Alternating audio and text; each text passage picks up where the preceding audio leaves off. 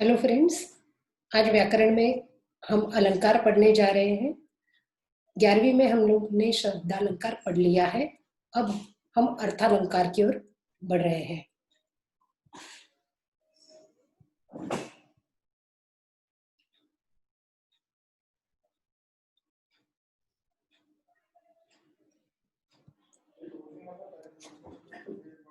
आपने अगर मेरा चैनल अभी तक सब्सक्राइब नहीं किया है तो लाइक करें, सब्सक्राइब करें। अलंकार, थोड़ी सी रिवीजन कर लेते हैं। अलंकार किसे कहते हैं? अलंकार यह शब्द अलम धनकार से बना है। अलम का अर्थ होता है आभूषण। जिस तरह स्त्री अपनी सुंदरता बढ़ाने के लिए आभूषणों का उपयोग करती है, उसी तरह काव्य की शोभा बढ़ाने के लिए अलंकार का उपयोग किया जाता है। अलंकार का अर्थ होता है जैसे आभूषण, जेवरात। जैसे स्त्रियां अपनी सुंदरता को बढ़ाने के लिए अलंकारों का प्रयोग करती है, ठीक वैसे साहित्य में काव्य की सुंदरता बढ़ाने के लिए साहित्य के अलंकारों का उपयोग किया जाता है। जिसे कहा जाता है अलंकारोति इति अलंकारः। जो अलंकृत करता है वही अलंकार है। अब ये जो अलंकार है, इनके तीन भेद होते हैं। एक शब्दालंकार, अर्थालंकार और उभयालंकार। शब्दालंकार हम 11वीं में पढ़ चुके हैं। 12वीं में हम अर्थालंकार पढ़ने जा रहे हैं और उभयालंकार हम नहीं पढ़ रहे हैं। अब शब्दालंकार क्या होता है? जहां शब्दों के माध्यम से काव्य के सौंदर्य में वृद्धि होती है। जैसे शब्द की अगर बात करें तो समझो जल का पर्यायवाची शब्द पानी है, तो कोई काव्य ऐसा होता है जहां जल ही शब्द प्रयुक्त होता है। अगर उसे पानी में बदलकर अगर हम पानी लिखते हैं तो वह सुंदरता नहीं नजर आती जो जल में होगी। तो शब्दालंकार यानी यहाँ शब्दों का बहुत महत्व होता है। अगर आप शब्द बदल देते हो तो उसकी सुंदरता में कमी हो जाती है। अर्थालंकार, जहाँ काव्य के सौंदर्य में अर्थ के माध्यम से वृद्धि होती है। यहाँ शब्द का कोई महत्व नहीं, आप जल लिखे हो, आप पानी लिखो, उससे मतलब नहीं। यहाँ पर उस वाक्य, उस पद का अर्थ जो है उसके अनुसार इसमें सौंदर्य, उसके सौंदर्य में वृद्धि होती है। इसलिए अर्थालंकार यानी अर्थ महत्वपूर्ण होता है, शब्दालंकार में शब्द महत्वपूर्ण होते हैं। और उभयालंकार, जहाँ काव्य के सौंदर्य में अर्थ और शब्द दोनों के माध्यम से वृद्धि होती है, यानी काव्य का सौंदर्य शब्द और अर्थ दोनों के माध्यम से बढ़ता है। तो चलो हम अलंकार को पढ़ते हैं। अर्थालंकार, वैसे तो अर्थालंकार के बहुत सारे भेद हैं, यहाँ कुछ महत्वपूर्ण मैंने दिए हैं। उपमा अलंकार, उत्प्रेक्षा अलंकार, रूपक अलंकार, अतिशयोक्ति अलंकार, दृष्टांत अलंकार, भ्रांतिमान अलंकार, संदेह अलंकार, अर्थांतरन्यास अलंकार और बहुत से अधिक है। लेकिन हमारे 12वीं के पाठ्य पुस्तक में, सिलेबस में आपको सिर्फ उपमा अलंकार, उत्प्रेक्षा अलंकार, रूपक अलंकार, अतिशयोक्ति अलंकार और दृष्टांत अलंकार है। तो हम इस वीडियो में इन्हीं पर चर्चा करेंगे। अब सबसे पहला अलंकार, उपमा अलंकार। उपमा शब्द का अर्थ होता है तुलना।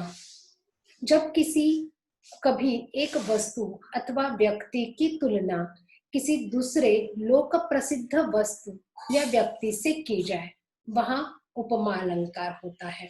यानी जहां दो व्यक्ति अथवा वस्तु की तुलना रंग, रूप, गुण और धर्म के आधार पर की जाए, वहां उपमा अलंकार होता है। इसमें याद रखने जैसी और एक बात है, वह है कि अगर आप इसको पहचानना चाहते हो तो यहाँ पर जहाँ काव्य में सा, सी, से, सम, सरिस जो ऐसे शब्द आते हैं, तो वहां पर आप सा, सी, से, सम, सरिस शब्द आते हैं तो आप उसे आसानी से पहचान सकते हैं कि यह उपमा अलंकार है। और जब ये सा, सी, से होता है ना, ये हमेशा उसके पहले योजक चिन्ह होता है, यानी यहाँ तुलना होती है। आपको उपमा में क्या याद रखना है कि इसमें हमेशा तुलना होती है। किसके बीच? एक प्रस्तुत होता है और दूसरा अप्रस्तुत होता है, या एक वस्तु जो प्रसिद्ध होती है और दूसरी अप्रसिद्ध होती है। जहां इस तरह की तुलना पाई जाती है, जब वहां पर सा, सी, से, सरिस शब्दों का प्रयोग देखोगे और वहां पर उसके पहले, उन शब्दों के पहले योजक चिन्ह होता है, तो आप आसानी से पहचान लोगे कि वहां पर उपमा अलंकार है। अब उपमा अलंकार के कौन से अंग हैं, यानी अलंकारों में उपमा अलंकार में क्या क्या होना चाहिए, आप उसे कैसे पहचान सकते हो। जैसे उपमा में उपमेय, उपमान, साधारण धर्म और वाचक शब्द ये होने चाहिए। उपमा में ये चारों होते हैं। अब आपको परीक्षा में ये नहीं पूछा जाएगा कि उसके अंग कौन से हैं, आपको ये पहचानना आना चाहिए, इसीलिए मैं आपको समझा रही हूँ। उपमेय का क्या अर्थ होता है, जिसका वर्णन हो रहा हो, उपमा देने योग्य वस्तु जिसको उपमा दी जाती है। उपमान, जिससे तुलना की जाए, वह प्रसिद्ध वस्तु अथवा प्राणी जिससे तुलना की जाए, यानी उपमेय वह होता है जिसका वर्णन हो रहा है, उपमान वह होता है जिसकी तुलना की जा रही है। साधारण धर्म यानी उपमेय और उपमान में पाया जाने वाला जो समान गुण होता है, और वाचक शब्द उस समानता को प्रकट करने वाला शब्द, जैसे कि सा, सी, से, सम, सरिस, तो ये वाचक शब्द है। हम जैसे जैसे उदाहरण लेंगे आपको पता चलेगा कि इसे कैसे पहचानना है। चलो पहले उदाहरण की तरफ बढ़ते हैं। चरण कमल सम कोमल, यहाँ क्या बताया है कि चरण कैसे है, कमल के समान कोमल है, यानी किसका वर्णन हो रहा है, चरणों का। तो जिसका वर्णन हो रहा है उसे हम कहते हैं उपमेय, जिससे उसकी तुलना की जा रही है उसे हम कहते हैं उपमान। यानी चरण कैसे है, कमल के समान कोमल है, यानी तुलना किससे हो रही है, कमल से, तो कमल हो गया उसका उपमान।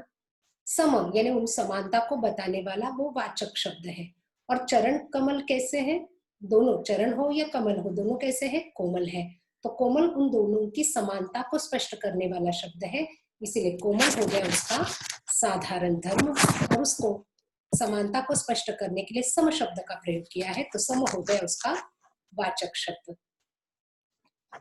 राधा वदन चंदसो सुंदर, अब यहाँ राधा वदन, राधा का वदन, वदन माने मुख, चंदसो सुंदर, चंद्र के समान सुंदर है, तो वर्णन राधा के मुख का हो रहा है, तो राधा वदन क्या हुआ, उपमेय, किसके समान सुंदर है, तो चंद्रमा के समान, तो चंद हो गया उसका उपमान। साधारण धर्म, दोनों में समानता क्या है, वह दोनों सुंदर है, तो साधारण धर्म हो गया उसका सुंदर। और सो यह उसकी समानता को स्पष्ट करने वाला शब्द है, वाचक शब्द उसे कहते हैं। यानी आप देखिए यहाँ पर सा, सी, से, सम शब्द जब भी आते हैं उसके पहले योजक चिन्ह होता है। योजक चिन्ह यानी इस तरह से आप उसे देखोगे कि यहाँ योजक चिन्ह है, सो लगाया गया है, और राधा का तुलना चंद्र से हो रही है, तो यह हो गया उपमा अलंकार। तीसरे उदाहरण की तरफ बढ़ते हैं। मोती की लड़ियों से सुंदर झरते हैं झाग भरे निर्झर, निर्झर माने झरना। अब ये झरना जो ऊपर से ये प्रपात जिसे हम कहते हैं, ये जो निर्झर, ये झरना, ये प्रपात जो गिरता है, तो उसका जो पानी है किसी पहाड़ी से नीचे गिरते वक्त वो बहुत सुंदर लगता है, ऐसे लगता है कोई झाग गिर रहा हो नीचे, तो किसी मोती की माला के समान वो लगता है कि मोती की कोई माला नीचे गिर रही हो, वैसे वो पानी चमकता हुआ दिखाई देता है। तो यहाँ उन्होंने क्या कहा है, किसका वर्णन हो रहा है, निर्झर का, तो निर्झर हो गया उपमेय, किससे तुलना की जा रही है, मोती के माला से, तो मोती की माला क्या हो गई, उपमान। दोनों कैसे है, दोनों सुंदर है, सुंदर हो गया उसका साधारण धर्म। और लड़ियों से, यह किससे, लड़ियों से ये उसकी सुंदरता को बताने वाला वाचक शब्द है, तो ये हो गया से वाचक शब्द। और जैसे मैंने कहा था सा, सी, से, सम, सरिस, वाचक शब्द के पहले योजक चिन्ह भी आया है, तो आप जहां पर भी सा, सी, से, सम देखोगे, जहां पर भी उसके पहले योजक चिन्ह देखोगे, तो आप आसानी से समझ लोगे कि ये उपमा अलंकार है। ये सबसे पहली ट्रिक। लेकिन उससे भी ज्यादा आपको ये भी याद रखना है कि यहाँ पर तुलना हो रही है दोनों के बीच में, उपमेय और उपमान के बीच में, जिसका वर्णन हो रहा है और जिसकी तुलना की गई है। समझ में आ रहा है ना। अब आप चौथे उदाहरण से समझेंगे। यहाँ पर पीपर पात सरस मन डोला, अब यहाँ पर क्या कहा है, पीपर, पीपर यानी पीपल का पत्ता, पात यानी पत्ता, सरस यानी समान, मन कैसे है, डोलने लगा है, क्योंकि पीपल का पत्ता आप तो जानते हो बहुत पतला होता है और थोड़ी सी हवा से वो डुलने लगता है। तो यहाँ वही बात बताइए कि मेरा मन भी वैसा ही चंचल है, पीपल के पत्ते के समान। तो यहाँ बताया जा रहा है किसका वर्णन, मन के बारे में बताया जा रहा है। तो मन उसका क्या हो गया, उपमेय। उसकी तुलना किससे की जा रही है, पीपल के पत्ते से, तो पीपल का पत्ता हो गया उसका उपमान। दोनों कैसे है, दोनों डोल रहे हैं, तो डोलना उसका हो गया साधारण धर्म। और दोनों की समानता बताने वाला शब्द है सरिस, सा सी सम सरिस। तो यहाँ योजक चिन्ह नहीं दिया है तो भी सरिस ये तुलना की गई है, तो यहाँ पर है उपमा अलंकार। जहां पर तुलना होती है आप याद रखोगे वहां पर उपमा अलंकार होता है और सा सी से सरिस शब्द होता है। ठीक है। नील गगन सा शांत हृदय रो रहा था। अब यहाँ उन्होंने बताया है किसका वर्णन हो रहा है, हृदय के बारे में। अब हृदय कैसा है, नील गगन के समान शांत है, लेकिन वह रो रहा है। तो वर्णन किसका हो रहा है, हृदय का। हृदय हो गया उसका उपमेय। हृदय की तुलना किससे हो रही है, नील गगन के समान। तो नील गगन हो गया वो उसका उपमान। दोनों कैसे है, दोनों शांत है, नील गगन भी शांत है, हृदय भी शांत है। तो शांत ये हो गया साधारण धर्म, दोनों में समानता है। और इन दोनों की समानता को बताने वाला सा शब्द है। तो आप इसी सा से पहचानोगे यहाँ पर उपमा अलंकार है। यानी जहां सा सी से सम सरिस शब्द आप देखोगे वहां पर होगा उपमेय सॉरी उपमा अलंकार, और वहां पर योजक चिन्ह होता है। ठीक है। अब हम दूसरे अलंकार की तरफ बढ़ते हैं। उपमा में और एक उदाहरण जो मैंने यहाँ पर नहीं लिखा है लेकिन मुझे अभी याद आ रहा है कि जैसे बिना जीव के देह और बिना जल के नदी, वैसे ही है नाथ बिना पुरुष के स्त्री है। इसमें भी यही बात बताई है कि जैसे जीव में देह नहीं है, देह में जीव नहीं, और जिस तरह से नदी में पानी नहीं, तो उसका कोई अर्थ नहीं। ठीक वैसे ही पुरुष के बिना स्त्री का जीवन होता है। ये भी उपमा अलंकार का ही एक उदाहरण है। अब हम बढ़ते हैं दूसरे अलंकार की तरफ, रूपक अलंकार। अब रूपक अलंकार में जैसे उपमा में हमने देखा कि सा सी से सम सरिस शब्द जो होते हैं और वो तुलना बताने के लिए इस्तेमाल किए जाते हैं और उनके पहले योजक चिन्ह लगाया होता है। अब हम जो जा रहे हैं रूपक अलंकार की तरफ। अब रूपक क्या होता है, जैसे उपमा में हमने देखा तुलना, वैसे रूपक में तुलना नहीं होती है। रूपक कैसे होता है, जैसे कि समझो एक वस्तु दूसरी वस्तु को वस्तु पर रखी जाए तो दोनों के बीच का जैसे अंतर समाप्त हो जाता है, ठीक वैसे ही रूपक अलंकार होता है। इसमें दोनों इतने एक रूप हो जाते हैं, रूपक यानी आपको याद रखना है कि दोनों एक रूप हो गए हैं, दोनों में भेद नहीं रहा है, उपमेय और उपमान दोनों एक हो चुके हैं, वहां पर होता है रूपक अलंकार। दोनों के अंतर में, दोनों में कोई अंतर नहीं दिखाई देता, अर्थात उपमेय और उपमान के भेद को ही समाप्त किया जाता है, वहां होता है रूपक अलंकार। उपमा में हमने क्या याद रखा, तुलना की जाती है। रूपक में क्या होता है, दोनों इतने एक रूप होते हैं कि दोनों को अलग ही नहीं किया जाता। ठीक है। तो उपमेय और उपमान को याद रखने के लिए एक ट्रिक क्या बताई जाती है कि दोनों के उपमेय और उपमान के बीच में योजक चिन्ह होता है। जैसे हमने उपमा में भी देखा योजक चिन्ह था, लेकिन योजक चिन्ह कहाँ होता है, वहां समानता दर्शाने वाले शब्द को सा सी से सम सरिस के पहले योजक चिन्ह होता है। यहाँ पर हम देखते हैं कि रूपक में यह योजक चिन्ह उपमेय और उपमान के बीच में होता है। जरूरी नहीं कि हर वक्त योजक चिन्ह हो ही, लेकिन ज्यादातर होता है। तो कभी ना भी हो तो भी आपको इसे पहचानना आना चाहिए। जैसे कुछ उदाहरण आगे चलकर मैंने एक दूसरा वह भी लिया है ताकि आप उसे समझ सके, लेकिन ज्यादातर उसमें योजक चिन्ह होता है उपमेय और उपमान के बीच। उदाहरणों से समझते हैं। चरण कमल बंदो हरि राय। यहाँ क्या बात की गई है कि हरि के चरणों की बात की गई है, यानी चरण कमल का मैं बंधन करता हूँ, किसके, हरि के। तो हरि के चरण कमल के समान है, यानी यहाँ समान भी नहीं है, हरि के चरण ही कमल है। इन चरण कमल बंदो हरि राय। चरण कमल, चरणों को ही कमल कहा है।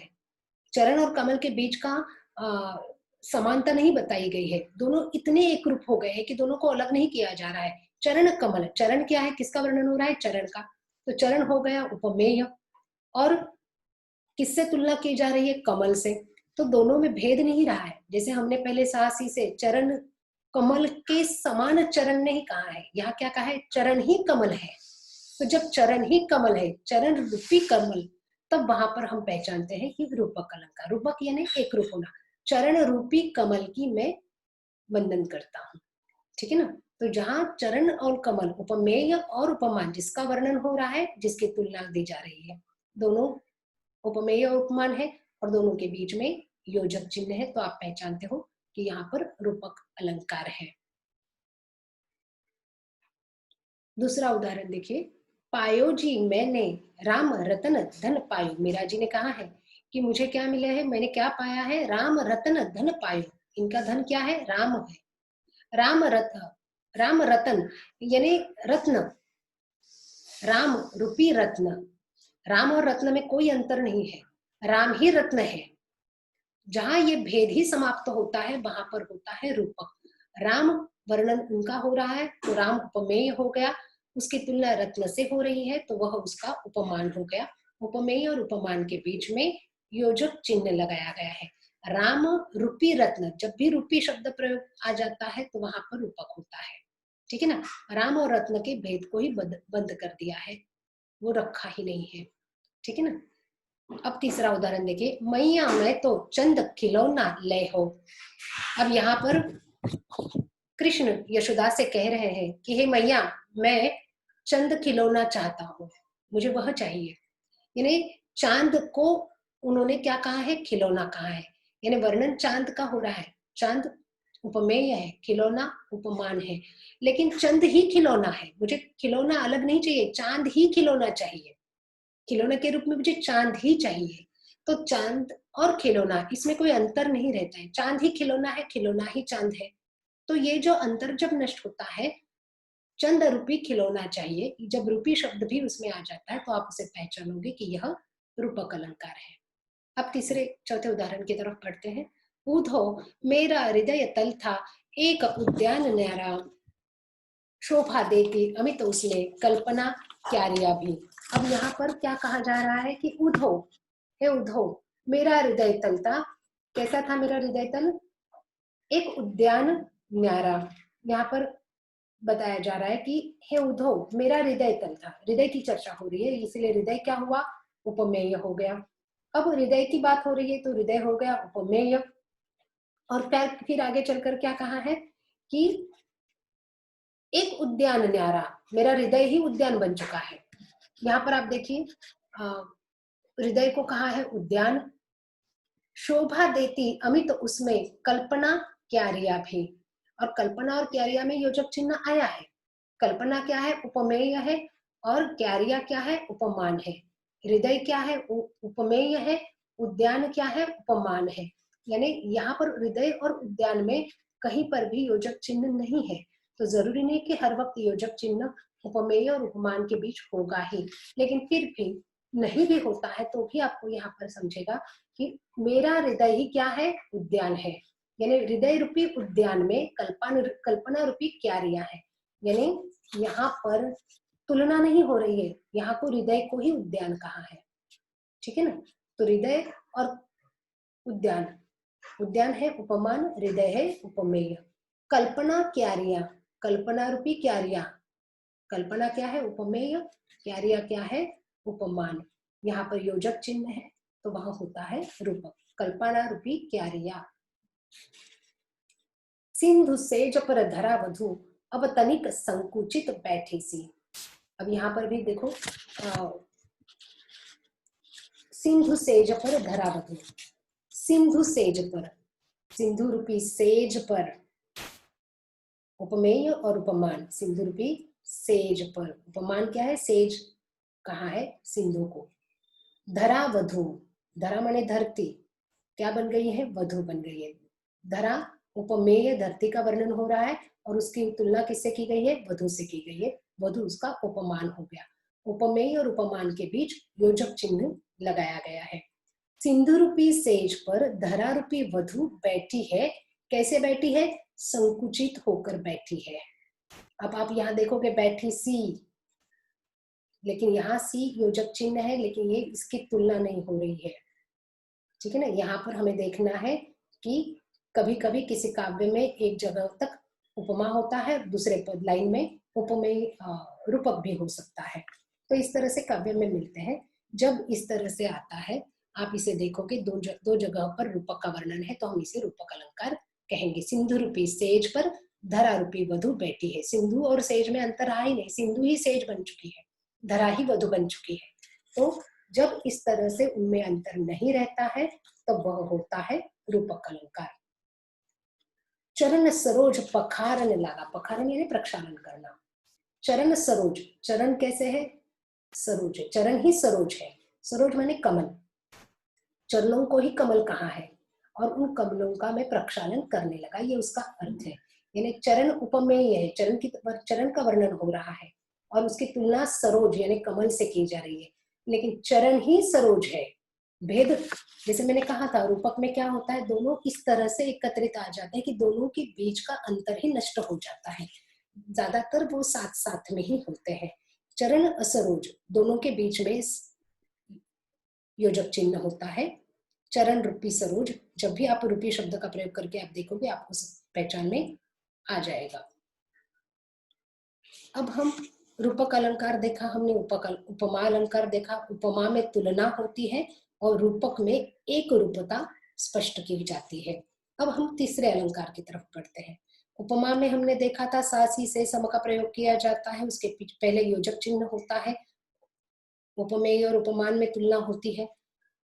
रूपक में हमने देखा था कि तुलना नहीं होती है, वहां तो दोनों ही एक हो जाते हैं, दोनों को अलग नहीं कर सकते हैं, और उपमेय और उपमान के बीच योजक चिन्ह होता है।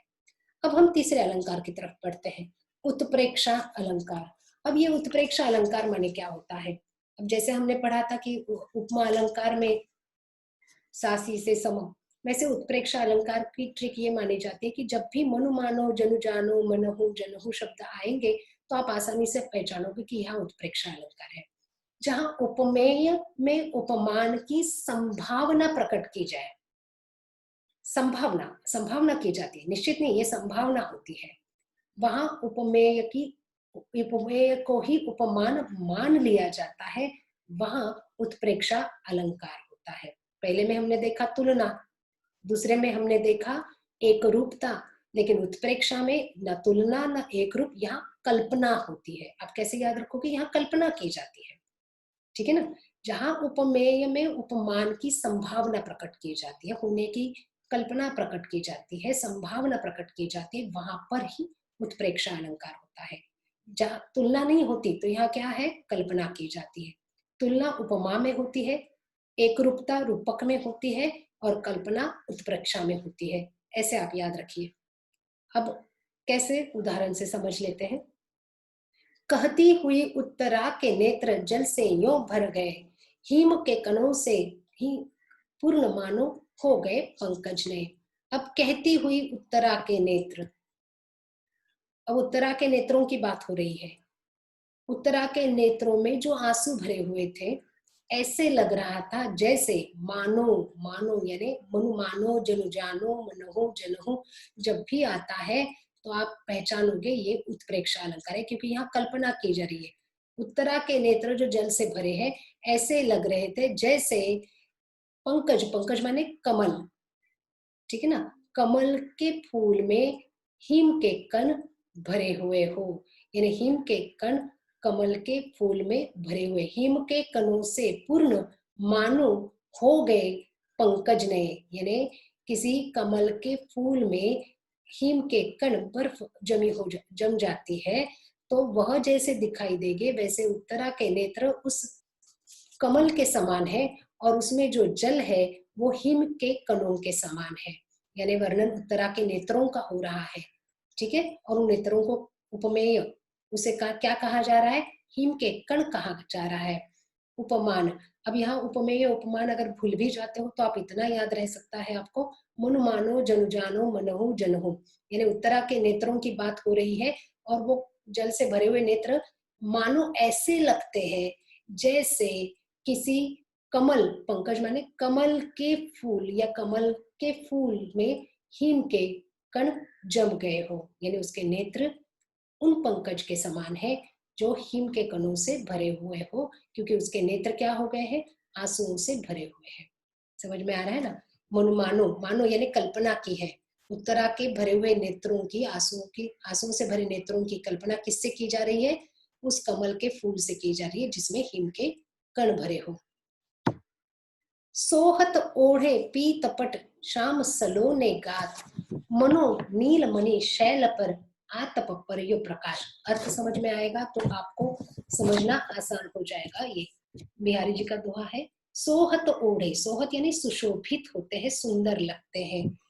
कौन, ओढ़त यानी ओढ़ा हुआ, पीत, पीत माने पीला, पट माने वस्त्र, श्याम यानी श्याम यानी शाम, सलोने यानी सुंदर लगते हैं, गात यानी उनका शरीर, मनो नीलमणि शैल, शैल माने पर्वत, आतप यानी प्रकाश, ठीक है ना, सूर्य का आतप प्रकाश, सूर्य का प्रकाश फैला हो। अब इसे अर्थ को समझ लेते हैं कि इसका अर्थ क्या होता है।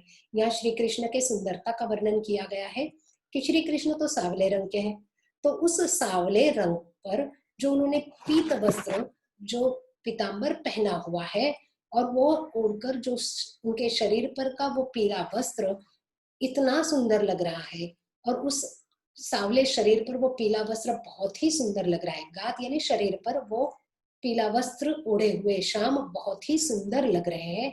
मानो, ऐसा लगता है मानो नीलमणि पर्वत पर सूर्य का प्रकाश फैला हुआ हो। ऐसा लगता है जैसे नीलमणि शैल यानी पर्वत जो है नीलमणि रंग का, यानी नीलमणि सावला नीला, श्री कृष्ण कैसे थे, नीले थे। ऐसे लगता है जैसे नीले पर्वत पर सूर्य की किरणें जो पड़ती है तो वह जैसे सुनहरी सुंदर लगने लगती है, ठीक वैसे उनका पीला वस्त्र उनके उस सांवले शरीर पर बहुत ही सुहावना लग रहा था। यानी श्री कृष्ण के शरीर के पीले वस्त्र की सुंदरता की बात की है, और वो शरीर इतना सुंदर लगता है मानो कि किसी पर्वत पर, नीलमणि पर्वत पर सूर्य के प्रकाश फैलने के बाद वो जैसा सुंदर लगता है, वैसे मानो ऐसा लगता है जैसे किसी पर्वत पर सूर्य का प्रकाश फैला हुआ हो।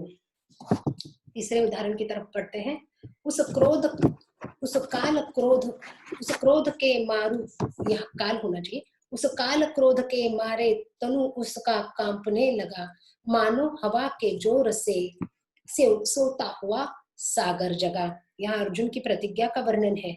जब उन्होंने प्रतिज्ञा की थी जयद्रथ को मारने की, उसका वर्णन है कि उस वक्त वो कहते हैं कि उस क्रोध के मारे तनु, तनु यानी तन, शरीर अर्जुन का इतना वो क्रोधित हुए कि शरीर उनका कांपने लगा। जब हम गुस्सा होते हैं तो शरीर में कंपन हो जाता है, हम गुस्से से कांपने लगते हैं, वैसे अर्जुन की अवस्था हुई थी। ऐसे लगा मानो हवा के जोर से सोता हुआ सागर जगा।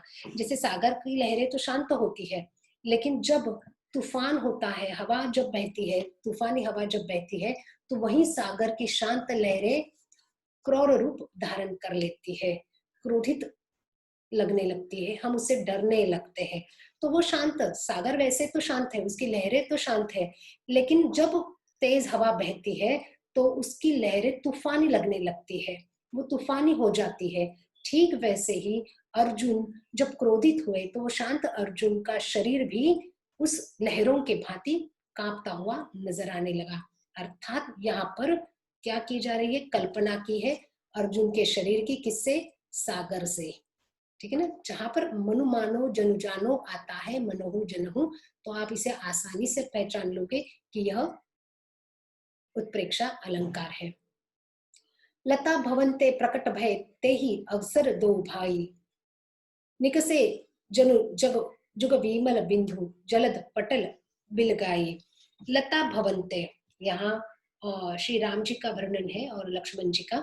जब वशिष्ठ, गुरु वशिष्ठ की आज्ञा से वो गए थे वहां स्वयंवर के लिए सीता के, तो वहां उस लता भवन पे प्रकट भय, उस लता भवन यानी उस वाटिका से वो दोनों जब जा रहे थे, दोनों ऐसे लगे उस अवसर पर दो भाई यानी दोनों राम और लक्ष्मण लता भवन थे प्रकट भय, उस वाटिका से अचानक वो प्रकट हुए। तो वो दोनों भाई कैसे लगे? निक से यानी निकलना, जनु ऐसे लगा जैसे जुग बीमल बिंदु जलद पटल बिलगाए। अब यहाँ लता भवन माने वाटिका है। विमल, विमल का अर्थ होता है जल, ठीक है ना, जल की बिंदु, बिंदु माने बूंदे।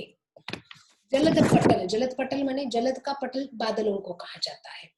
ऐसे लगा जैसे किसी बादलों को हटाकर उसके अंदर का जो निर्मल पानी है, उन पानी की बूंदे जमीन पर आई है। तो वह जितने निर्मल लगता है, यानी बादल हटकर जलद पटल से अलग होकर जलद में यानी बादलों में भरा हुआ जो जल है, विमल यानी जो जल है, उसकी बूंदे जब जमीन पर गिरती है तो उस बरसात की बूंदों की जो निर्मलता है, जो सुंदरता है, वैसे वो दोनों अचानक लता भवन से निकलकर हमारे सामने प्रकट हुए। समझ में आया ना इसका अर्थ? यानी दो भाई यानी राम लक्ष्मण की बात हो रही है। दोनों भाइयों को क्या कहा है, कैसे लग रहे हैं वो? जलद पटल से निकले हुए जल के निर्मल बूंदों के समान, यानी मानो यानी कल्पना की है, उनकी कल्पना किससे की गई है? जलद बादलों से निकले हुए निर्मल बिंदुओं से की है, ठीक है ना। तो वैसे जब भी मनुमानो जन जानो जनहु मनहु आता है, आप समझोगे, और जहां कल्पना होती है तो भी आप समझ लोगे कि यहाँ पर उत्प्रेक्षा अलंकार है। दो भाइयों की कल्पना किससे की गई है? बादलों से निकले हुए निर्मल जल से की गई है। सखी सोहत गोपाल के उर गुंजन की माल, बाहर लसत मनो पिए दावा नल की ज्वाल। यहाँ पर सखी से कह रही है कि गोपाल के उर पर, हृदय पर जो माला उन्होंने गुंजन लाल रंग के फूलों की जो माला पहनी है, वो उस सावले रंग पर ऐसे लगती है जैसे मानो दावानल की ज्वाल, दावानल यानी अग्नि, अग्नि की ज्वाला जैसे लपेट रही हो, वैसे वो माला ने कृष्ण को लपेट रखा है। मनु मानो जनु जानो, फिर यहाँ पर आपको समझ में आ जाएगा। झूठे जानी न संग्रही मन मुंह निकसे बैन, याही तय मानहु किए बातन को विधि नैन। झूठे जानी न संग्रही, मन मोह से निकले बैन, बिहारी जी का ही दोहा है, यहाँ पर यही बात की है। यही यानी इसलिए, विधि माने, विधि माने ब्रह्म। झूठे जानी न संग्रही मन मोह निकसे बैन, बैन माने वचन। बहुत बार मनुष्य कुछ बोलता है लेकिन मुंह से निकला हुआ हर शब्द सच्चा नहीं होता है। तो मुंह से निकले शब्दों को यहाँ कवि क्या कहते हैं? झूठा समझते हैं। तो इसीलिए वो कहते हैं कि झूठे, ये मुंह से निकले शब्द झूठे हैं, और वही झूठे समझकर हमारा जो मन होता है वह उन शब्दों का संग्रह नहीं करता, यानी हम उसे भूल जाते हैं। क्योंकि मुंह से लोग बोले, मुंह से जो बात करते हैं वो कई बार झूठ भी हो सकती है, तो हमारा मन उस बात पर विश्वास नहीं करता है जो मुंह से कही गई बात है, मुंह से कहे गए वचन है, उन वचनों पर मन विश्वास नहीं करता है, उसे संग्रहित भी नहीं करता है, क्योंकि वो जानता है ये झूठ हो सकता है। शायद इसीलिए, या ही यानी इसलिए मानहु किए, ऐसा किया है किसने? बातों को विधि ने, विधि यानी ब्रह्मा, ईश्वर ने क्या किया है? नेत्रों का निर्माण किया है। किस लिए? बातें करने के लिए, बातनु को बातें करने के लिए ब्रह्मा ने, ईश्वर ने नैनों का निर्माण किया है, क्योंकि नेत्र कभी झूठ नहीं बोलते। मुंह से शायद कहे हुए शब्द झूठे हो सकते हैं, इसीलिए मुंह से कहे हुए शब्दों को सच नहीं मानना है, उसे झूठ समझकर मन से संग्रहित नहीं करना चाहिए मन में, क्योंकि मानो ऐसा लगता है, शायद इसीलिए कल्पना की है ईश्वर कवि ने, कि कल्पना की है कि शायद इसीलिए हमारे विधि ने, हमारे ब्रह्मा ने, हमारे ईश्वर ने नैनों का निर्माण किया है, ताकि हमारे नेत्र जो कहते हैं वो नेत्रों की बातें कैसी है? नेत्रों की बातें सच होती है, क्योंकि नेत्र कभी झूठ नहीं बोलते हैं। अब हम अतिशयोक्ति अलंकार की तरफ बढ़ते हैं। जब किसी व्यक्ति या वस्तु का वर्णन करने में समाज की सीमा या मर्यादा टूट जाए, उसे अतिशयोक्ति अलंकार कहते हैं। यानी बढ़ा चढ़ा कर कहना, अतिशयोक्ति का अर्थ ही होता है किसी बात को बढ़ा चढ़ाकर कहना। बढ़ा चढ़ाकर जहां पर वर्णन होता है वहां पर हम पहचान लेंगे कि यह अतिशयोक्ति अलंकार है। अतिशयोक्ति बनता ही है अतिशय धन उक्ति, अर्थात अत्यंत बढ़ा चढ़ाकर कहना। अब हम उदाहरण से इसे समझ लेंगे। यहाँ पर कोई उपमेय उपमान की जरूरत नहीं, उदाहरण देकर आप इसे आसानी से समझ लेंगे। हनुमंत की पूंछ में लग न पाई आग, लंका सगरी जल गई, गए निशाचर भाग। यहाँ पर उन्होंने यही बात बताई है कि हनुमान की पूंछ में आग लगाई भी नहीं, लग न पाई आग, अभी आग लगाई भी नहीं थी कि लंका पूरी जल गई, और लंका में जो निशाचर थे वो भी सारे, वो प्राणी सब भाग गए। यानी कहने का मतलब है कि हनुमान की पूंछ में आग लगाई भी नहीं और यहाँ तो लंका पूरी जल गई। तो ये बात है बढ़ा चढ़ाकर कहने की। और एक हनुमान की पूंछ कितनी है और वो लंका जलाने की ताकत रख सकती है क्या, ये भी अलग से बात है। तो कोई भी बात बढ़ा चढ़ाकर कहना यानी अतिशयोक्ति अलंकार पहचान में आ जाता है। देख लो साकेत नगरी है यही, स्वर्ग से मिलने गगन जा रही।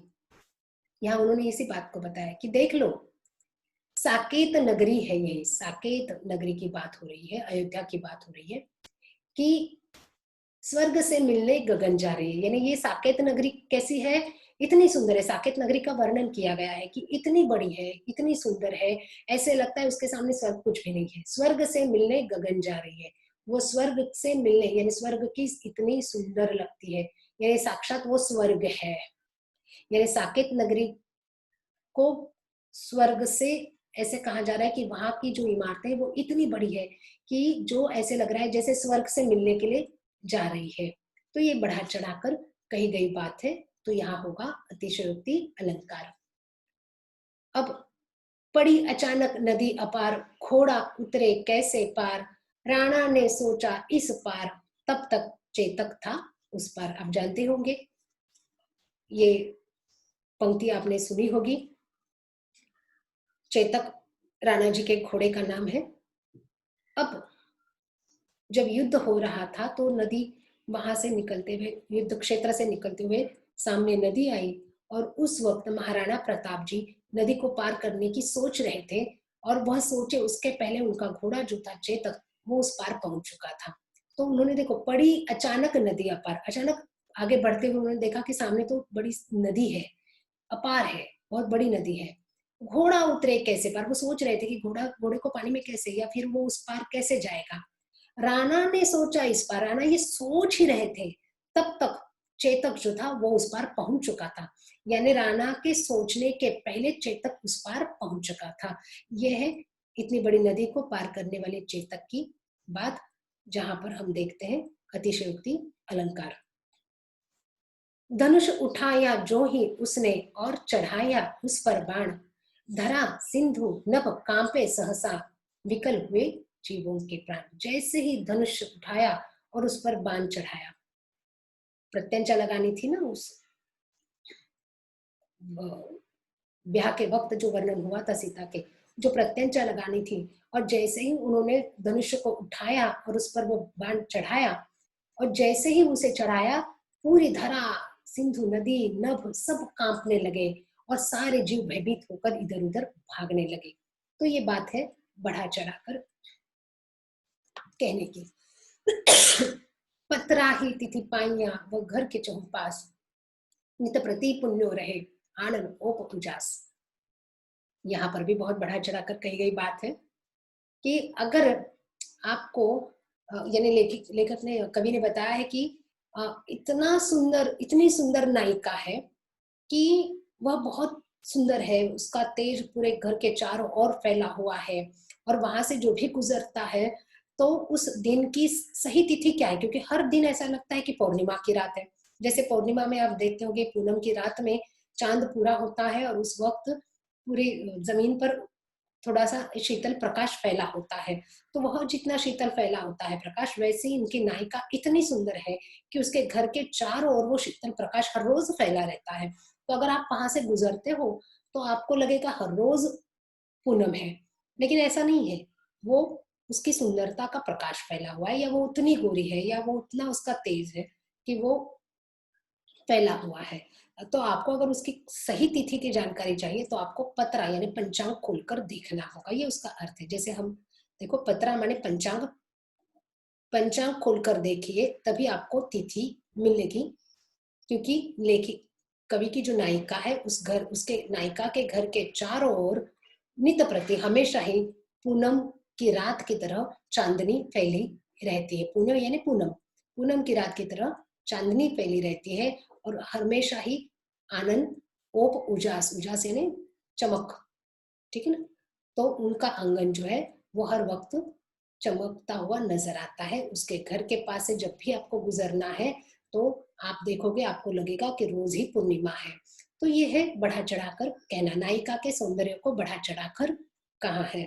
तो यहाँ जो बढ़ा चढ़ाकर कहने की बात आई है तो हम पहचानते हैं यहाँ पर वह अतिशयोक्ति अलंकार है। अब हमारा अंतिम अलंकार जो है दृष्टांत अलंकार। दृष्टांत का अर्थ ही होता है उदाहरण। थोड़ी रिवीजन कर लेते हैं। उपमा में हमने देखा तुलना होती है, रूपक में हमने देखा एक रूप माना जाता है, दोनों को एक समान माना जाता है, दोनों में एक ही संभावना प्रकट की जाती है, दोनों इतने समान हो जाते हैं कि दोनों एक रूप हो जाते हैं। तो पहले हमने देखा उपमा में तुलना, रूपक में एक रूपता। फिर तीसरा अलंकार जो था उत्प्रेक्षा, वहां पर कल्पना की जाती है, मनुमानो जन जानो मनहु जनहु। चौथा हमने देखा दृष्ट, अतिशयोक्ति, कोई चीज होती है जिसे बढ़ा चढ़ाकर कहा जाता है। और अब हम देख रहे हैं दृष्टांत। अब दृष्टांत का अर्थ ही होता है उदाहरण देना, किसी बात की सत्यता को प्रमाणित करने के लिए उसी ढंग की कोई दूसरी बात कही जाती है जिससे पूर्व कथन की प्रामाणिकता सिद्ध हो जाए, वहां दृष्टांत अलंकार होता है। यानी अगर आप, हमने वृंद के दोहे पढ़ा है, वृंद के दोहों में इस तरह दृष्टांत अलंकार आपको कई जगह पर मिल जाएगा, क्योंकि वहां पर एक पद, एक पंक्ति में दोहे के उन्होंने बात कही है और उसी बात की सत्यता को प्रमाणित करने के लिए उन्होंने फिर उदाहरण दिए हैं। तो जहां पर इस तरह से उदाहरण होते हैं वहां पर दृष्टांत अलंकार होता है। जैसे कि दो वाक्य होते हैं लेकिन दोनों के अर्थ एक होते हैं, दो वाक्य होंगे लेकिन दोनों का अर्थ एक ही होगा, पहले को प्रमाणित करने के लिए दूसरे का इस्तेमाल किया जाता है, प्रयोग किया जाता है। उदाहरण से समझेंगे। करत करत अभ्यास के जड़मति होत सुजान, रसरी आवत जात है सिल पर पड़त निशान। यहाँ पर उन्होंने क्या बात कही है कि जो व्यक्ति हर वक्त अभ्यास करता है, कोई भी चीज कठिन नहीं होती है, ठीक है ना। करत करत अभ्यास के, जैसे हम अंग्रेजी में कहते हैं ना प्रैक्टिस मेक्स मैन परफेक्ट, वैसे अभ्यास अगर आप रोज करते हो किसी एक चीज को समझने का, तो आप जड़मति हो तो भी आप सुजान बन सकते हो। जड़मति, जिसकी मति बुद्धि जड़ है, ठीक है ना। तो जो जड़मति होता है, कम समझ होती है जिसमें, वह भी उसी बात को अगर रोज रोज पढ़ेगा, रोज रोज उसका अभ्यास करेगा तो वह भी उस बात में निपुण हो जाता है, सुजान हो जाता है, चतुर हो जाता है। जिस तरह से इस बात को स्पष्ट करने के लिए कवि ने दूसरी पंक्ति दी है, उदाहरण दिया है। रसरी आवत जात है सिल पर पड़त निशान। जैसे आप कुएं में से पानी निकालने के लिए पहले जमाने में जिस तरह से कोई ऐसे मशीन्स वगैरह तो हुआ नहीं करती थी, तो रस्सी के माध्यम से पानी निकाला जाता था। तो एक सील होती थी जिस पर पत्थर की बनी हुई जो सील होती थी, उस पर से वो रस्सी नीचे कुएं में डाली जाती थी और फिर उसे खींचकर बाहर निकाला जाता था। तो ये रस्सी सामान्य है, वो पत्थर को तोड़ने की क्षमता नहीं रख सकती है, लेकिन रोज के उसी कारण, उस पर आने जाने के कारण वो रस्सी भी उस सील पर अपना निशान छोड़ देती है कई सालों के बाद। यानी एक ही प्रक्रिया बार बार होती है तो उस रस्सी में भी वो क्षमता होती है कि वो अपना निशान बना सके। ठीक वैसे ही कोई व्यक्ति जड़मती होता है लेकिन अगर रोज वही अभ्यास करेगा तो वह भी चतुर हो सकता है। यानी पहली कही हुई बात को दूसरे पंक्ति में उदाहरण सहित जब स्पष्ट किया जाता है तो उसे हम कहते हैं दृष्टांत अलंकार। सबे सहायक सबल के कौन निबल सहाय, पवन जगावत आग ही दीप ही देत बुझाए। यहाँ पर आप देखेंगे सबे सहायक सबल के, ये जिंदगी की सच्चाई है। जो सबल होता है, जो ताकतवर होता है, फिर वो शारीरिक हो, मानसिक हो, आर्थिक हो, तो उसी को लोग सहायता करते हैं। सहायक, सभी लोग सबल व्यक्ति की सहायता करते हैं। कौन निबल सहाय, कोई निर्बल व्यक्ति की सहायता करने नहीं निकलता है। अब इसी बात को, यही सच्चाई है, इस बात को स्पष्ट करने के लिए दूसरा उदाहरण दिया है। पवन जगावत आग ही दीप ही देत बुझाए। अब देखो हवा वही है, लेकिन अगर आग फैली है, समझो किसी जंगल में, तो वही पवन जब जंगल में जो आग है उसे बढ़ाती है और पूरे जंगल को नष्ट करती है। यानी जंगल में लगी आग को हवा बढ़ाती है, लेकिन वही अगर कोई दीप है, छोटा सा दीप है, उस दीप में अगर हम लौ जलाते हैं और हवा आती है तो वो उसे बुझा देती है। हवा वही है, लेकिन जहाँ जंगल है, जहाँ वह सबल है, ताकतवर है, तो वही हवा उसे बढ़ावा देती है। लेकिन वह दीप में जो लगी हुई छोटी सी लौ जो है वो निर्बल है, तो वही उसे बुझा भी देती है। यानी लोग भी सहायता उसी की करते हैं जो सबल होता है। तो पहली पंक्ति को स्पष्ट करने के लिए दूसरा उदाहरण जब देकर समझाया जाता है, दृष्टांत का अर्थ होता है उदाहरण, तब हम कहेंगे उसे दृष्टांत अलंकार। एक म्यान में दो तलवारें कभी नहीं रह सकती है, किसी और पर प्रेम पति का नारियां नहीं सह सकती है। अब यहाँ पर उन्होंने बात कही है क्या, कि नारियां अपने पति का प्रेम किसी और पर नहीं सह सकती है, ये सच्चाई है। और इसी बात को स्पष्ट करने, यानी एक कही हुई बात है, उस बात को स्पष्ट करने के लिए उन्होंने उदाहरण पहले दिया है। जिस तरह से एक म्यान हो तो उसमें दो तलवारें नहीं रह सकती है, उसमें एक ही तलवार रखी जाती है। ठीक वैसे नारियां भी अपने पति को किसी से बांट नहीं सकती है। यानी इस बात को स्पष्ट करने के लिए म्यान और तलवार का उदाहरण दिया। जहां उदाहरण है वहां दृष्टांत अलंकार है। कस्तूरी कुंडल बसे मृग ढूंढे बन माही, ऐसे घट घट राम है दुनिया देखे नाही। अब यहाँ पर यही बात बताई है कि राम हर घट में, घट माने शरीर, ऐसे राम घट घट घट राम है। राम कैसे है, पूरे घट में है, शरीर में है, लेकिन दुनिया को नजर नहीं आते हैं। ईश्वर हमारे मन में है, आत्मा में है, मन में समाये है, हृदय में समाये है, लेकिन दुनिया ईश्वर को नहीं देख सकती है। जिस तरह से कस्तूरी कुंडल बसे, कस्तूरी मृग जो होता है, वहां पर मृग माने हिरण, ठीक है ना। तो हिरण जो होता है, जिसे कस्तूरी मृग, यानी ऐसा मृग जिसमें कस्तूरी समाई होती है, हर मृग में नहीं होती है। तो उस मृग की नाभि में कस्तूरी है, लेकिन वह मृग पूरी वन में उसे ढूंढता फिरता है। तो मृग के नभ में कस्तूरी है, लेकिन उसे पता नहीं कि वह उसके नाभि में है, नाभि में है। ठीक वैसे हमारे घट में राम है, लेकिन हम उसे पहचानते नहीं और दुनिया में उसे ढूंढने निकलते हैं, ठीक है ना।